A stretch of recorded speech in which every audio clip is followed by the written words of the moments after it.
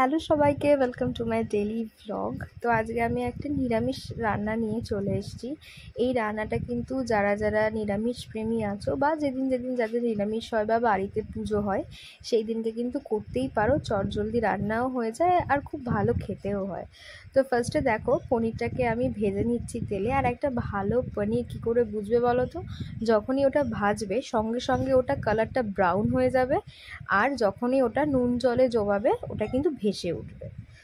তো পনিরটাকে আমি ভেজে নুন জলে ভালো করে চুবিয়ে রেখেছি। আর এদিকে বাকি তেলের মধ্যে একটু জিরে ফোড়ন দিয়েছি, তার সাথে আলু, লঙ্কা আর টমেটো দিয়ে দিয়েছি। এবার এটাকে ভালো করে মিক্সড করে নিতে হবে। আর উপর দিয়ে আমি কিন্তু নুনও দিয়ে দিয়েছি। এবার তার উপর আমি একটু মশলা অ্যাড করেছি, সেটা হচ্ছে হলুদ গুঁড়ো, লঙ্কার গুঁড়ো আর একটুখানি জিরে গুঁড়ো। এবার এটাকে ভালো মতন রান্না করতে হবে যতক্ষণ না তেলটা উপরে উঠে আসে। আর এই যে দেখো, তেলটা কিন্তু ভালো করে ছেড়ে দিয়েছে। এবার এর মধ্যে দিয়ে দিতে হবে পরিমাণ মতন জল।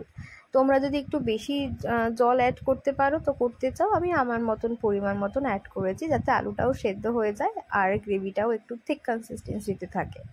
তো আমি জল অ্যাড করে দিয়েছি। এর মধ্যে যদি কোনো নুন অ্যাড করতে হয় তো অ্যাড করে নেবে, আমার নুন অ্যাড করার প্রয়োজন হয়নি।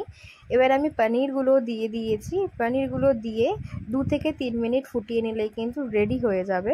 এরপর যদি তোমরা চাও তো গরম মশলা দিতে পারো, আমি কিন্তু গরম মশলাটা অ্যাড করিনি, আমার গন্ধটা খুব একটা ভালো লাগে না বলে।